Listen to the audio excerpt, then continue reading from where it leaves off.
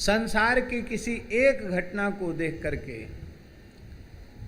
और मुक्ति के मार्ग को चुन लेता है।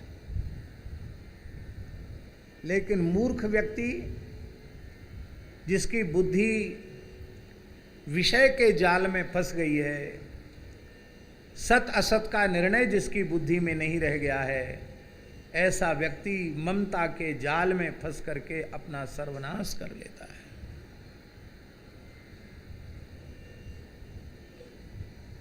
एक माताजी थी,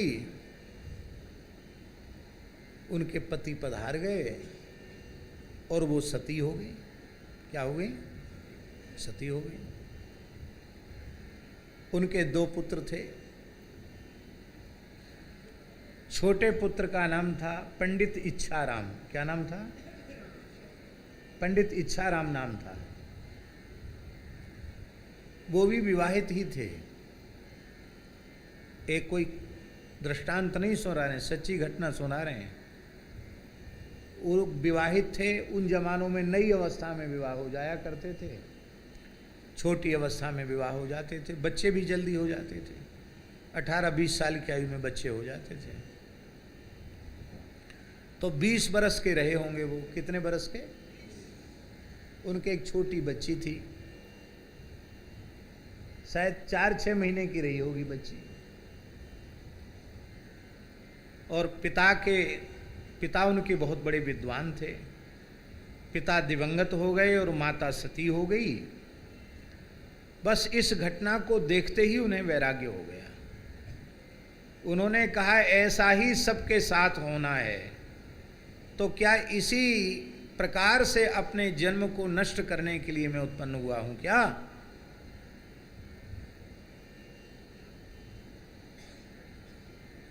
इसी काम के लिए तो पैदा नहीं हुआ हूं। विप्र कुल में जन्म लिया है, शास्त्रों का अध्ययन किया है, और मौत कब आ जाएगी इसका कोई ठिकाना नहीं।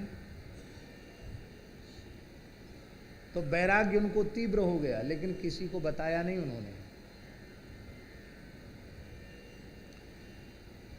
तो आज भी लोगों में परंपरा है कि जब शरीर की संस्कार के बाद अस्थि चयन करके उनकी अस्थियों को तीर्थराज प्रयाग में संगम में विसर्जित करने के लिए गंगा जी में अस्थि डालने के लिए ले जाते हैं। बहुत से लोग हरिद्वार लाते हैं, बहुत से लोग सोरोंजी ले जाते हैं, बहुत से लोग तीर्थराज प्रयाग ले जाते हैं। प्रयाग बड़ी संख्या में लोग प्रयाग में अस्थि विसर्जन करते हैं। तो अपने भाई के साथ अस्थि विसर्जन के लिए गए और वहीं त्रिवेणी संगम में गोता लगा के गायब हो गए। बहुत खोजा गया, लेकिन वे मिले ही नहीं।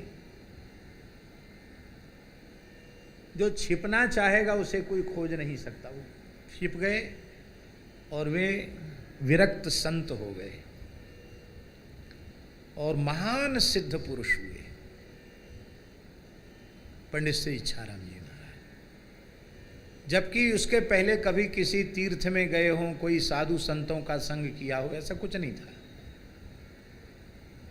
केवल एक घटना, अपनी माँ को सती होते हुए देखा, अपने पिता की मृत्यु को देखा, इतने से ही वे सावधान हो गए।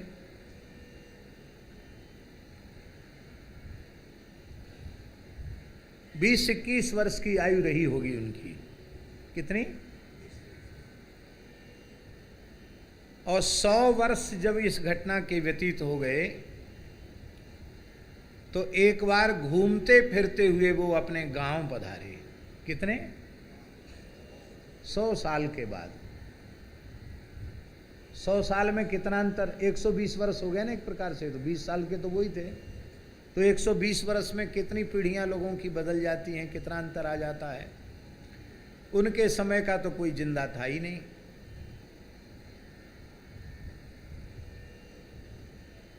दो चार संत और थे उनके, और उस 120 वर्ष की आयु में उनका बुढ़ापा नहीं था। हाँ, चलते फिरते हुए आए थे, जटा थे, बड़े विशाल जटा थे उनके, एक कौपीन मात्र धारण करते थे, कमंडलू, और बस कोई संग्रह परिग्रह नहीं। गांव के लोगों ने कहा महाराज क्या भिक्षा लेंगे? हम बोले केवल दूध की भिक्षा लेते हैं और कुछ ग्रहण नहीं करते हैं। एक रात्रि रहेंगे फिर चले जाएंगे। तो रात्रि में लोग बैठ गए, सर्दियों का समय था, उनके धूना के आसपास लोग बैठ गए। महात्मा हैं, कुछ अच्छी चर्चा करेंगे। तो बढ़िया बढ़िया चर्चाएं सत्संग की होती रही। अंत में उन्होंने पूछा कि पंडित कालूराम के परिवार में अभी कोई जीवित है क्या? उनके जो बड़े भाई थे। उन्होंने कहा महाराज उनकी तीसरी पीढ़ी चल रही है और तीसरी पीढ़ी में जो हैं वो भी बहुत रुग्ण हैं। आजकल की भाषा में जिसको कैंसर कहते हैं, बोले ऐसा कोई फोड़ा उनके पेट के भीतर हो गया है कि जो ठीक ही नहीं होता है। बाहर तक निकल आया है और वैद्यों ने जवाब दे दिया है उनके बालक अभी छोटे हैं, बहुत बड़े नहीं हैं, लगता है वो बचेंगे नहीं। बोले अच्छा, कुछ बोले नहीं। उन लोगों ने कहा कि ये तो पहली बार ही महात्मा यहाँ आए, इतनी पुरानी बात, ये घटना कम से कम 100 साल पुरानी होगी, ये क्या कैसे क्यों पूछ रहे हैं? तो बात वहाँ तक पहुँच गई। वहाँ तक पहुँच गई तो लोगों ने कहा ऐसे एक महात्मा हैं, आपके बाबा का बाबा का नाम ले रहे हैं। अच्छा। फिर उन महात्मा को बड़े आग्रहपूर्वक बुलाया गया। बहुत पूछने का प्रयत्न किया गया कि आप कैसे जानते हैं? बोले कुछ नहीं, हम वैसे नाम ले दिया। नहीं, आपको बताना पड़ेगा और कुछ न कुछ भिक्षा यहाँ से लेनी होगी। बोले पहले भिक्षा लेंगे, गाय का दूध लेंगे। गाय का दूध लिया और बोले ये घाव ठीक हो जाएगा, ये रोग ठीक हो जाएगा। पेट पर थोड़ा हाथ फिराया, वो ठीक हो गए, तत्काल ठीक हो गए, तत्काल उसी क्षण। जो भयंकर जलन थी, कैंसर कैसा मतलब कैसा रहा होगा जो बाहर तक आ गया था, वो ठीक हो गया। बोले अब तुमको जो जीवन दिया है, अब पूजा पत्री पंडिताई छोड़ दो, अब केवल राम राम करो और अपना जन्म सुधारो। तो महाराज आपने मुझे असह्य कष्ट से मुक्त कर दिया और भजन के लिए मुझे आयु दी है, आप कृपा करके हमें परिचय दें कि हम कौन हैं। बोले आपने नाम सुना होगा पंडित इच्छाराम का, वही मैं हूँ। अब तो लोगों को बड़ी प्रसन्नता हुई, इतने पुराने, अब तक एकदम जवान। तो बोले महाराज फिर आशीर्वाद दे के जाओ। बोले लो मांग लो क्या चाहिए, मांग लो क्या चाहिए। तो उन्होंने कहा कि हम मांगेंगे नहीं, आपकी जो इच्छा हो सो आप दे के चले जाओ। बोले तो ठीक है, तुमने हमारे ऊपर छोड़ दिया तो हम बोलते हैं, तुम्हारी तीसरी पीढ़ी में एक साधु फिर होगा। कह के चले गए। हम ये घटना इसलिए सुना रहे हैं कि इतनी छोटी छोटी घटनाओं से लोग इतने प्रेरणा लेकर के इतनी उच्चावस्था को प्राप्त कर लेते हैं। और हम लोगों के सामने रोज ही घटनाएं घटती हैं। अपने निकट संबंधी एक के बाद एक मरते चले जाते हैं, लेकिन इसके बाद भी हमारा शरीर संसार से वैराग्य नहीं होता। हमारे मन में यह इच्छा उत्पन्न नहीं होती है कि हम अपना जन्म कैसे सुधारें, हम अपना कल्याण कैसे करें। ये इच्छा हमारे मन में उत्पन्न नहीं होती।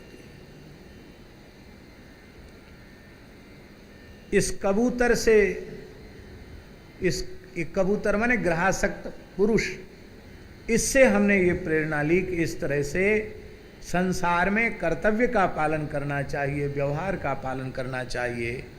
न तो अत्यधिक किसी से स्नेह करना चाहिए, न अत्यधिक किसी में आसक्ति रखनी चाहिए। कहते हैं एवं कुटुम्ब्यशांतात्मा द्वंद्वा रामः पतत्रिवत् पुष्णन कुटुंबम कृपण सानुबंधो वसीदति। जो कुटुंबी है, विषयों और विषयी लोगों के साथ संग में जो सुख मिलता है, अपने कुटुंब के भरण पोषण में वह अपनी सारी सुध बुध खो बैठता है। ऐसे उस व्यक्ति को कभी शांति मिलती नहीं है। वो कबूतर के समान कुटुंब में कष्ट पाता रहता है। ये शरीर क्या है? बोले यह प्राप्य मानुषम लोकम मुक्ति द्वारम अपावृतम। भगवान ने मनुष्य का शरीर हमें देकर मुक्ति का द्वार हमारे लिए खोल दिया है। साधन धाम मोक्ष कर द्वारा, पाए न जय पर लोक संहारा। ये मोक्ष का द्वार है। मुक्ति द्वार अपावृतम, खुला हुआ मोक्ष का द्वार मानव शरीर है। लेकिन इस मानव शरीर को प्राप्त करके भी इस कबूतर के समान ही मनुष्य मायाबद्ध होकर के विषय की आसक्ति की फांसी में फंसा हुआ, विषयासक्ति की ग्रहासक्ति की फांसी में फंसा हुआ यह मनुष्य आरूढ़ पतित हो जाता है। तमारूढ़च्युतम विदुः। आरूढ़ पतित किसको कहते हैं?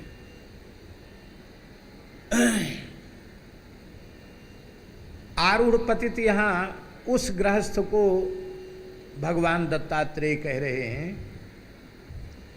उस मनुष्य को आरूढ़ पतित कह रहे हैं जो मनुष्य जन्म प्राप्त करके संसार चक्र से नहीं छूट पाया। इतनी ऊंचाई पर पहुंचने के बाद फिर नीचे गिर गया। आरूढ़ माने बहुत ऊंचे तक पहुंच गया, फिर पतित माने नीचे गिर गया। वैसे भगवान ने इसका व्यापक अर्थ लिया है। वैसे सन्यास लेने के बाद जो गृहस्थ हो जाते हैं उनको धर्मशास्त्र की दृष्टि से आरूढ़ पतित कहा जाता है। अचला लंगोटी लगा लिया, विरक्त हो गए और फिर गृहस्थाश्रम की ओर चले गए तो उन्हें आरूढ़ पतित माना गया है। उन आरूढ़ पतितों की जाति का निर्णय बहुत कठिन है, क्योंकि सन्यास लेते ही उनका कुल गोत्र और वो तो सब समाप्त हो गया। अब जो है वो एकदम नया हो गया, नया परिचय हो गया, तो उस गोत्र से संबंध तो पिना होना नहीं है। तो ब्राह्मण कुल में भले ही उसने जन्म लिया हो, पर सन्यास लेने के बाद यदि वो गृहस्थ हो गया तो फिर से वो ब्राह्मण नहीं है। ऐसे व्यक्ति को आरूढ़ पतित कहा गया है। माने ब्राह्मण नहीं का मतलब वो अपनी जाति में नहीं है।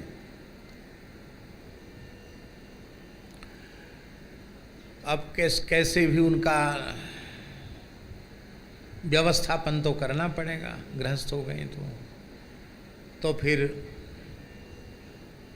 10 नामी सन्यासी होते हैं तो वो गिरिपुरी अपना नाम रख लेते हैं। बाद में भी हैं गृहस्थ, पर गिरिपुरी, भारती इस तरह के नाम उनके होते हैं, संयोगी होते हैं। और फिर उसी तरह से उनके संयोगियों के संयोगियों में विवाह आदि हो जाते हैं। और इधर वैष्णव होते हैं, वैष्णव सन्यासी, तो उनके जो द्वारे हैं वही उनके गोत्र हो जाते हैं। जैसे टीला जी का द्वारा है तो